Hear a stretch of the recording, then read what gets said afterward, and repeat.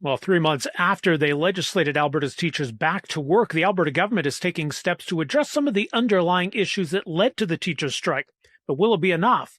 We'll explore that next on the Line Alberta podcast.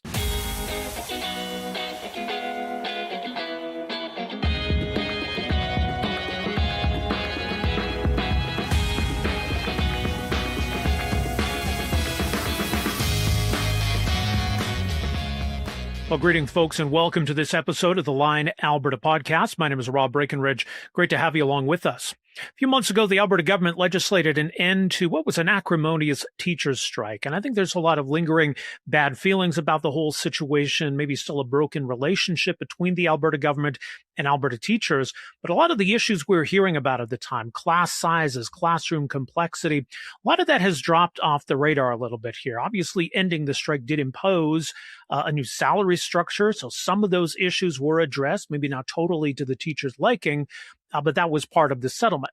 Some of these other issues around working conditions, again, class sizes and so-called complexity, that's going to take some work. So now 3 months after that strike ended, all of these issues are back in the forefront as the Alberta government has announced that they're taking action. Part of the announcement we got late last week was $143 million to set up so-called complexity teams that'll be set up in about almost 500 elementary schools across Alberta. Now, we will hear from the Alberta Teachers Association about all of this coming up shortly. Let me just play for you a little bit from Alberta's Premier on how they've gone about this, spending the last few months gathering data. Now she says they're prepared to act. We now have the most comprehensive set of class size and complexity data ever collected in Alberta. And this data tells us that class sizes are significantly higher in some areas than others, with the provincial average of about 25 students. It also shows that complexity is widespread in Alberta's school system. The numbers tell us that pressure in schools is coming from the combined impacts of these two factors. But rising complexity and behavioral incidents are putting the greatest pressure on classrooms. I do want to thank school authorities for acting so quickly to provide the data.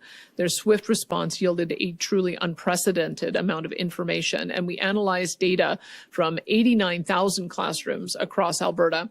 This analysis enabled us to pinpoint exactly where to direct additional resources so it will have the most impact. We identified which schools and which classrooms most needed support. The committee also considered how to allocate funding to support these classrooms identified as the most in need. And we wanted to ensure resources were allocated into specific schools, but still maintain local decision-making for school authorities on how best to do that. An idea was planted with me last fall by a school teacher in my constituency who was also a former town councillor in Brooks and happened to be the daughter of my opponent in the last provincial election. She suggested that we look at the Saskatchewan model and how they've been able to embed specialized teams made of teachers, EAs, and other professionals into schools around the province to supplement the work of teachers and EAs in assigned classrooms.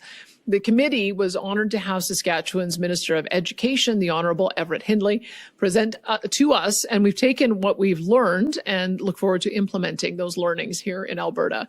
And now I'm pleased to announce today that our government is investing $143 million to help our youngest and most vulnerable students in kindergarten to grade 6 in schools with the highest complexity.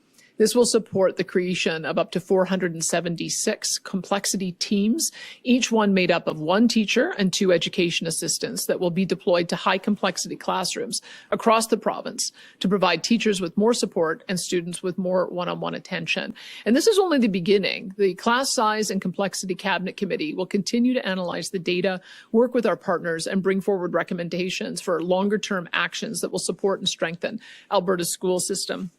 Our message to teachers and to school administrators is this: we have heard you, we're here for you, and help is on the way. We want you back doing what you do best, teaching, providing leadership, and shaping the next generation of young Albertans in one of the world's top-ranking school systems.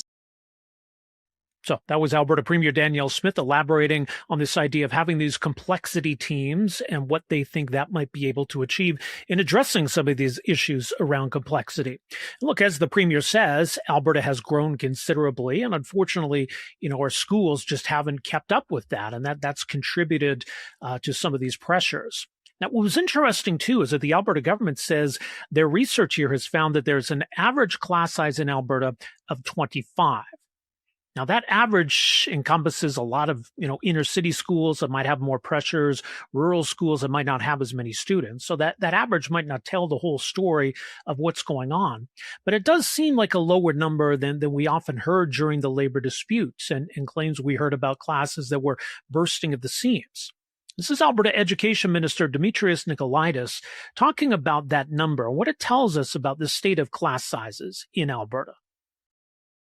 Now, we have heard, of course, a lot of anecdotal information about significantly large class sizes, and there's no question that they exist. That we do have some large class sizes out there that we need to address. But when we do take that look and that picture overall, we do see that the numbers are relatively reasonable. Again, recognizing that it may be more pronounced in some centers versus others, but I'm encouraged, especially with the significant influx of population increase that we've had over the past little bit.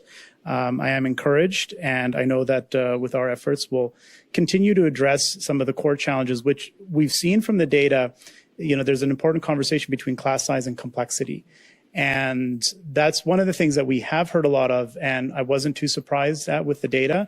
We have heard a lot of concern from teachers about rising complexity, and the data validates that.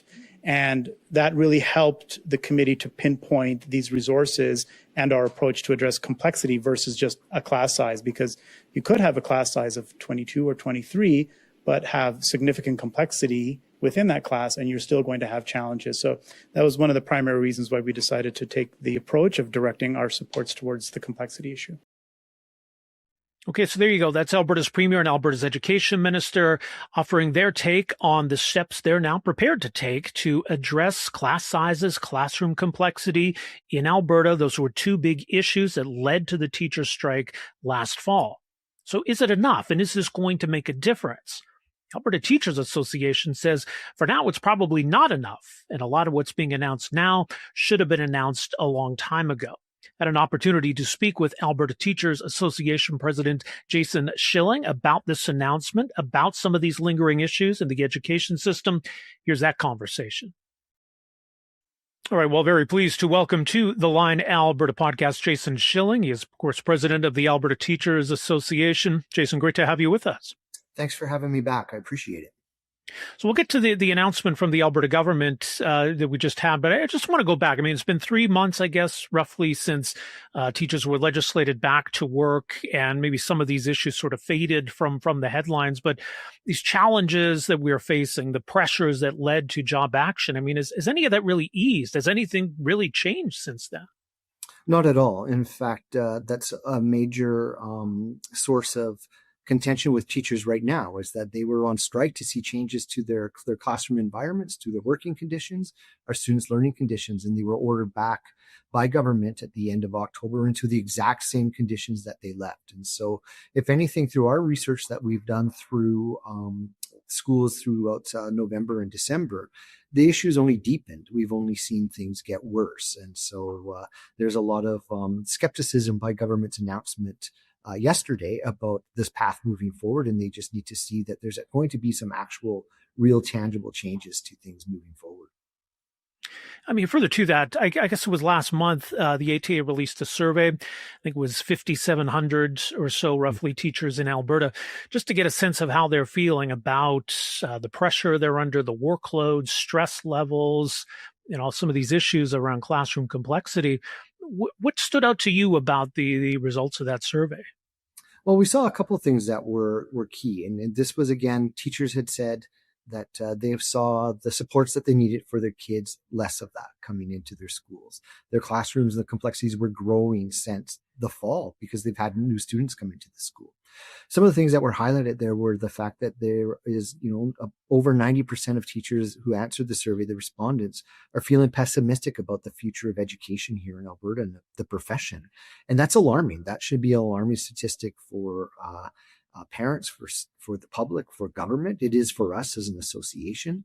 And we know that teachers are still showing high levels of exhaustion and frustration at the end of the day as well, because they're struggling to meet the needs of their students, and they feel like they don't have that support. This term complexity, and we heard it a lot last year, and of course, there was a big focus of the announcement this week. I mean, I guess it's meant to speak to a number of different components in the classroom, different kinds of challenges that present themselves. But when we talk about classroom complexity, what is that intended to refer to? Well, that's a great question, and it's sometimes really difficult to explain. But if you take sort of an average classroom of about 30 kids, because our numbers have grown up. So we used to say about 25, but really it's 30. So out of 30 kids, you might have 4 or 5 students who have a mild learning disability of some sort. Right. You might have students who have ADHD that need to have strategies put in place to help manage that. We're seeing teachers who have a lot of English language learners who are coming in, who might also have some trauma with them as well, depending on where they've come from. We have students who have severe needs that are there as well. So as you start adding all of these in, I might have 30 students, but the time that I need to put into lesson planning, preparing multiple lessons for different kids who are at different learning areas, it feels like 30 kids or 38 kids or 40 kids. And so it's the time factor in there as well. And if it's only you in that room with those 30 students, and I've had classes like this, where you have kids who have different learning strategies in place, just trying to move around and helping all of them becomes extremely difficult and frustrating because you can't get to everybody the way you would like to. So the Alberta government says they've taken the last few months to more closely study this. That led to the announcement of some additional funding. Just in terms of that process and looking into the issue, we're trying to better understand the issue. Were teachers a part of that process, or what was your level of awareness as to just what the government's been up to the last few months here? Well, we know government had reached out to school boards to collect this class size data. And so school leaders and teachers scrambled to get this done in November. The timelines were very tight and they got the data in. It's more comprehensive than what they have done in the past. And so they're actually looking classroom to classroom of what the complexities are. And they've indicated through their data set, and we've not had an opportunity to analyze it as well as we'd like to because it just came out yesterday. But 99% of our classrooms in this province are experiencing complexity issues. And that was clear from the data that was there. So teachers collected the information, but they've not been part of the decision-making process at the cabinet committee. We do have somebody on that cabinet committee to provide advice and input, to share the directions and the concerns of teachers, but they don't have voting authority on that cabinet committee that they have there. And that's just the MLAs who vote on that. So they also have to sign, a non-disclosure agreement. So we're aware that we can give our research there. We're not necessarily 100% aware of what the conversations are at that table. By the way, in the classroom size issue, and I mean, that was something that teachers were calling attention to last year. The Alberta government at the press conference seemed to imply that maybe that's problem's been overblown. And they point to this figure. They say the average class size in Alberta is 25, which they present as something that is manageable. I don't know if that tells the whole story, but what did you make of how that was presented? Well, when you look at the Alberta Commission of Learning recommendations that came out after the strike in 2002, the recommendation would be 17 for K to 3. So 25 kids is already well above that number of 17. Same thing for 4 to 6, that number is 23. So we're already above those numbers. We also have to remember that this is an average. So the example I like to use is sort of, how the averages doesn't always play in favors. I used to teach a class of 42 kids in my classroom in Coaldale. And that average is calculated with the English class that's at Pitcher Butte that has 12 kids. So when you look at the average within my district, yeah, we're well below what the target should be. But the reality is I have a class of 42. So averages don't necessarily show the reality of what our colleagues are working with. A lot of our urban schools have classes in the 30s. Our data shows us that. And so that we got to just be mindful that the average is not necessarily the reality of what's out there. So instead of looking at averages, I guess if we're going to address things on the classroom size, does that mean a hard cap? And would that sort of differ by age or grade circumstances? I mean, how do we come at the classroom size issue, do you think? Well, lots of jurisdictions will have classroom caps. One of our concerns is that it's hard to put that into place in rural communities because Sure. they don't have the flexibility around that. So why through the strike and through our bargaining process, we put forward a student-teacher ratio with a complexity factor. So it gives some flexibility with the number of kids in there, but it takes into account the complex kids that you have in there. So if you have 4 English language learners in there, maybe instead of 23 kids, you get 20 kids. That will allow the teacher the time and the ability to address the needs that they have in their classroom. So we weren't looking for a cap. We were looking for a ratio that would apply that way, and then give boards that flexibility to make it work. So the announcement regarding classroom complexity, $143 million the Alberta government is putting toward this to better identify where these issues are happening and to respond. Where's that money going to go, first of all? Well, that will go to school boards, and then school boards will have the responsibility to hire the individuals to make these complexity teams. And then they're directed to specific targeted schools from the announcement, from what I understand. So they're not going to go the money won't just go to the boards and then they can flex around that. These teams are already deployed to schools and they need to populate that. So it is money that is going to schools, but we just know that, I'm at a teachers convention right now, and there's a lot of rural teachers here that they're getting one team and they need more than that. And so it's a start, but it's definitely something that teachers are saying we need more to address the issues that we're seeing in class. Like, these teams are new as well. It's not something that we've seen before as a model. So teachers are skeptical about what it means. In terms of what that would pay for, is it about being able to reduce classroom sizes or bring in teachers' aides, or where else might this money go? Well, the teams are 1 teacher at 2 EAs, and then the ability to bring in other professionals such as occupational therapists, speech therapists into a classroom to do that work. We know that the government has committed to hiring 1,000 new teachers every year for the next 3 years, and we've not seen that happen yet. And there's 476 new teachers with this complexity data, but we still have 500 some more teachers to hire, which will help in the system. We get more teachers in there, you can split classes and you can do it that way. But there's still a lot of work by government to make this happen. And that's, a little bit of our teachers are having some trust issues with government with this, because they hear a lot of promises. We're building schools, we're putting money into the system, we're going to hire teachers and EAs, but we're not seeing that come to fruition. And we actually need to see some action on these promises that we see. Well, and I guess there's a common thread here with some of these other promises, right? But I mean, the question here is this enough, and is it happening fast enough? Well, it's not. My colleagues will say it's not enough, because the announcement that we saw yesterday is for K-6. We know that this doesn't touch 7 to 12, and some of our largest classes that we're seeing in the province are in junior high and high school. There's a lot of complexity issues within those schools as well. And so a lot of those teachers are saying, what about us? We have some issues that need to be addressed as well. We're burning out trying to make this happen. And so we need to see more speed on the delivery of this. And I understand that there's factors in there. Like, I keep getting asked, where are these teachers going to come from to do this job? And that's something that government and school boards will have to work on. Yeah, you talk about the relationship, and I think there's a lot of frustration around the strike and the end of the strike. That relationship was broken. I know there was a challenge that was launched against that, use of the notwithstanding clause in the legislation. Where does all of that stand right now, and is there hope to rebuilding this relationship? Well, teachers, when you look at the study that you refer to that we released in January, one of the things that we asked from teachers is their feelings about Bill 2.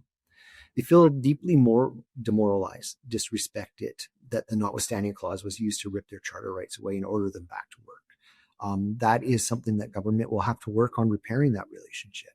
We have launched an injunction and then a lawsuit beyond that as well. We'll be in court the first week of March to look at the injunction, and we'll see what happens with that. And then the court case will follow after that as well. And I think the fall is when we're roughly scheduled to be in court again to talk about the use of Bill 2. Yeah, and moving forward, as you say, I mean, the need to build more schools in Alberta, the need to hire more teachers. I realize that can't happen overnight, but what kind of progress is reasonable to expect, or what is the ATA looking for here? Well, this is a little bit of hindsight. We've been talking about this issue with government for years. We have pointed out through data, statistics, that they were not keeping pace with hiring the number of teachers that we needed with the influx of students that we were seeing. And government chose to ignore that. They chose to underfund the system. And now the data and the announcement that they made yesterday was like, oh, this is systemic. This is systemic across the province in terms of the complexity issues that we're seeing, in terms of the fact that kids aren't getting the resources that they need. And we've been saying this for years. So government should have been addressing these issues before. They're responsible for hiring people in this province. That's their job. And they weren't doing it. So we know we need to move forward and try to hire folks to come into these roles. And they still need to hire many more teachers for this year. If they don't, by the end of the school year, because it's part of our the legislated settlement that was imposed on us, we'll grieve it. I guess just further to that, I mean, there's also the question of retaining the teachers we have. I think what we see in the survey still raises that concern of teacher burnout or people leaving the profession. Well, one of the questions I had yesterday of government was, what's the sustainability of these complex action teams that are coming into schools? Is this a one and done? Because if it's a one and done, it doesn't solve any of the problems that we're seeing because it's systemic.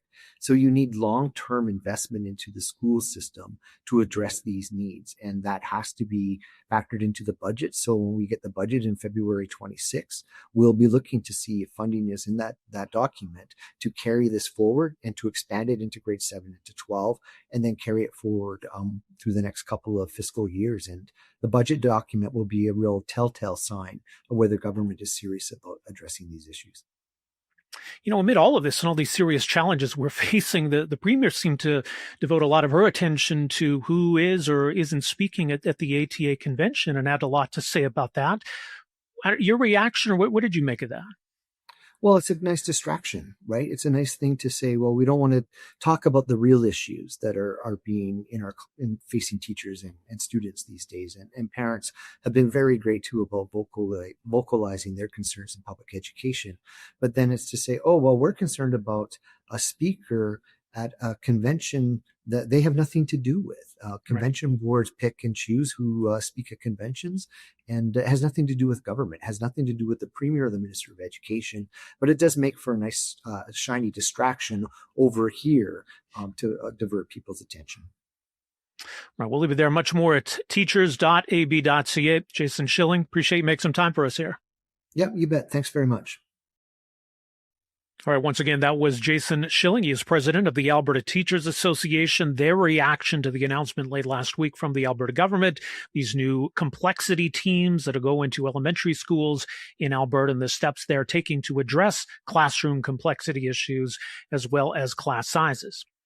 By the way, that question at the end, it was Paul Brandt who was originally scheduled to speak at a recent ATA convention, and then for whatever reason, that speech was canceled or he was uninvited, whatever the case was. And for whatever reason, it was something that the Alberta Premier went out of her way to comment on and to criticize the ATA over, which seems like a weird thing for the Alberta Premier to weigh in on. Now, what was interesting is that Paul Brandt, of course, country singer, recently on his social media posted something that seemed to out himself or imply that he was an Alberta separatist or supportive of the Alberta separatism cause. Now, he never confirmed or really even denied that, but basically said too many people are getting too hung up on that. And more people should focus on issues around human trafficking, which, again, to his credit, is something Paul Brandt has devoted a lot of attention to.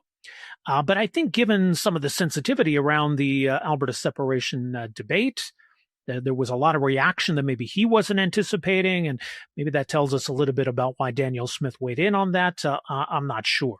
I think, as Jason Schilling says, maybe it was a bit of a distraction from some of these other issues related to the education system. By the way, one other note on this front I did want to mention, because we did devote an earlier episode of this podcast to it. There was a petition effort underway to try to force a question in Alberta, referendum question, regarding public schools, or more specifically, public dollars that go to private schools. There is a per-student funding amount that follows students that go to private or independent schools, and this petition was trying to force a referendum that in turn would have forced the Alberta government to end that policy. We learned last week that petition effort has come up short. There's not going to be a referendum question on that unless for some reason the Alberta government wants to do that, which I doubt they do. And look, I think some of the concern or frustration around what's happening in public schools and what led to the strike certainly gave some impetus to that petition and petition organizers. I do think these are separate issues. again, that per student funding follows the student. And it's about 70% of what the per student funding is in public schools.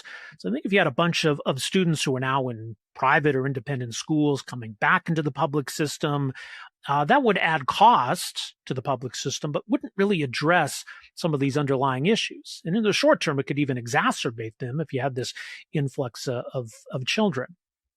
So, look, I think the Alberta government needs to be held accountable for the decisions they've made or not made with regard to public education. Certainly, they could do more. They could have done more sooner. The existence of private schools or this other funding model certainly doesn't tie their hands in that sense. So there won't be a referendum on any of this, but I do imagine that in the next general election, whenever that is, the issue of education or underfunding of public education or mismanagement of public education, as many see it, that'll probably be a ballot issue, I would imagine. That's where we will leave it for this episode of the Line Alberta podcast. Much more at readtheline.ca. My name is Rob Breakenridge. Thank you so much for joining us. We'll talk to you next week. Take care.